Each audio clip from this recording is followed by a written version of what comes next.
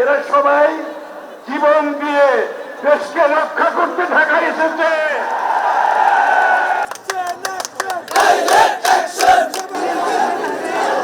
আমার কোনো বাধাই বাধা না। আজকে আমি হলো সাধারণ একজন মানুষ, আমি ড্রাইভিং চাকরি করি। আমি ছুটি কাটাইয়া আমি এই জন্য এইখানে আসছি, যাতে আমি ভালোবাসা ইমানের টান, যাতে এই দেশ সুস্থভাবে চলে, সঠিকভাবে যাতে সুস্থ নির্বাচন হয়, আমরা সেই দাবিতে আমরা এই জন্য এখানে আসছি। মহাসমাবেশ সফল করার জন্য আসছি। আসার পথে অনেক বাধা অতিক্রম করে আসতে হচ্ছে। পুলিশের হামলা, ছাত্রলীগের হামলা, এগুলো অতিক্রম করে আজকে সমাবেশে যোগ দিতে পারছি। সফল করার জন্য এবং দেশনেত্রী খালেদার মুক্তির জন্য মির্জা আব্বাস সহ মহাসচিব এদের মুক্তির একটি দাবি আমাদের। আমরা এই যে আজকে এখানে আসলাম, কেন আসলাম? আমাদের আজকে পেটে ভাত নাই, আমরা কাজকাম করে খাইতে পারি না, আমরা চলতে পারি না, আমাকে কাজকামও বন্ধ, সব বন্ধ। কিন্তু এই সরকারের কাছে অনুরোধ, আপনি পদত্যাগ করিয়া আপনি একটা সুস্থ নির্বাচন দেন। জনগণ, আপনি যদি ভালো করে থাকেন তো আপনি আইবেন, আর যদি ভালো না করে থাকেন আপনি আইবেন না। এক কথা শেষ।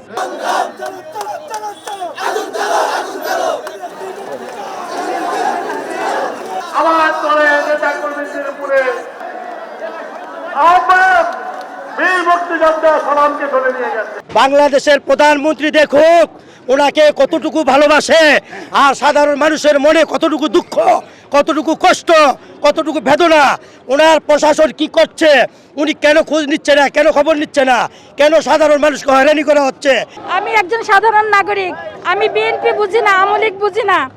আমি বুঝি যে আমাদেরকে সরকারকে আমাদের নিরাপত্তা দেওয়া, আমাদের খাদ্য, বস্ত্র, বাসস্থান, মৌলিক অধিকারের ব্যবস্থা করা সরকারের দায়িত্ব। এক সময় সংসদে নেতৃত্ব দিত মধ্যবিত্ত শ্রেণী, তারা সবসময় মধ্যবিত্ত শ্রেণীর সামর্থ্যটাকে বুঝতে পারত। কিন্তু এখন সংসদে নেতৃত্ব দিচ্ছে উচ্চবিত্ত শ্রেণীরা। 2 লক্ষ টাকা বেগুনের কেজি হলেও তারা খেতে পারে, কিন্তু সাধারণ জনগণের আয়টা তারা বুঝতে পারে না। 100 টাকা এখন সবকিছু $2 নিচে কোনো কিছুর দাম নেই। $2 সেটা বিদেশিদের কাছে 2 টাকা, কিন্তু আমাদের কাছে 200 টাকা।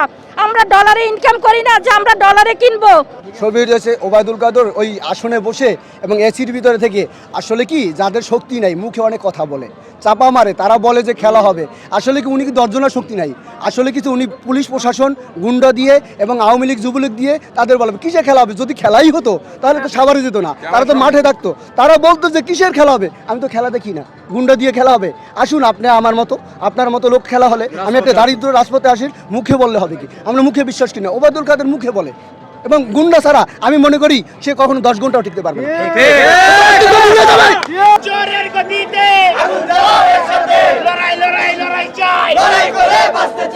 আমি আসছি রামপুরার টাইটটা, আমি বিএনপিরও ভালোবাসি, এই কারণে আমি রামপুরার টাইটটা আসছি।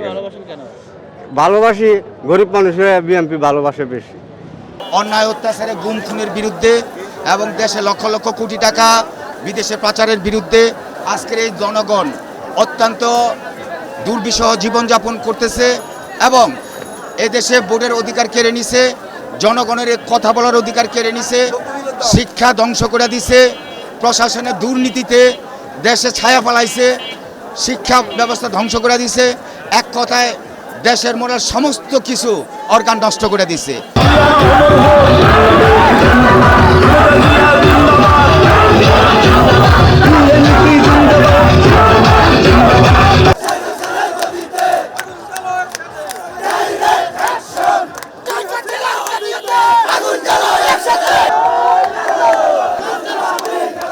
এই 10ম মহাসমাবেশের আমরা যে যতটুকু আশা আকাঙ্ক্ষা নিয়ে এসেছি তার চেয়ে বেশি আমরা পেয়েছি। কারণ এই জুলুমবাদ সরকারের, এই ফেসিবাদী বাকশালী পুলিশদের এত যন্ত্রণা, এত বাধা, এত উপেক্ষা করে এতগুলো লোক যে আমরা এখানে আসতে পারবো আমরা কল্পনা করি নাই। আলহামদুলিল্লাহ, লাখো শুকরা বিএনপি গণতান্ত্রিক মানুষের যে মুক্তিকামী মানুষের যে চেতনা, তাই আজকের উৎপন্ন হয়েছে। অবশ্যই সমাবেশ শেষ করে আমরা শান্তিপূর্ণভাবে বাসায় যাব। আমরা কোনো বিশৃঙ্খলা কখনো পছন্দ করি নাই। হ্যাঁ, আমরা শৃঙ্খলাভাবে বাসায় যেতে চাই, যদি পুলিশ এবং আওয়ামী যুবলীগ ছাত্রলীগ আমাদের বাধা না দেয়। সেই যুদ্ধে আমরা ইনশাআল্লাহ জয়লাভ করব, এই বলে আমার বক্তব্য শেষ করছি। এখানে শুধু যে ছাত্রদল, যুবদল, কৃষক দল কিংবা আমরা যারা রাজনীতির সাথে সম্পৃক্ত তারা এসছি তা না।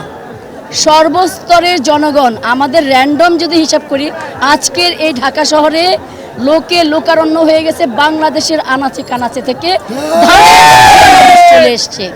আমার ছাত্রদল, যুবদল, আমার সংগঠনের ভাইদের কোনো দোষ নাই। রাজনীতি আমি করব, আমি বিরোধী দল থাকব, আরেকজন সরকারে থাকবে, এটাই নিয়ম।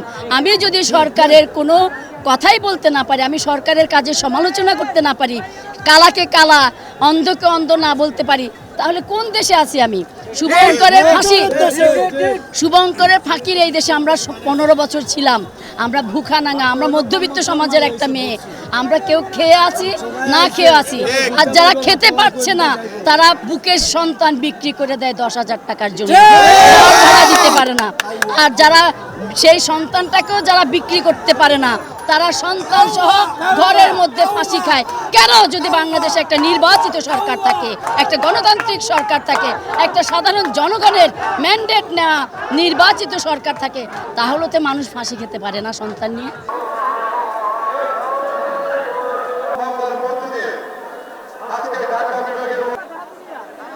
আজকে ঢাকা শহরে হরতাল পালিত হচ্ছে।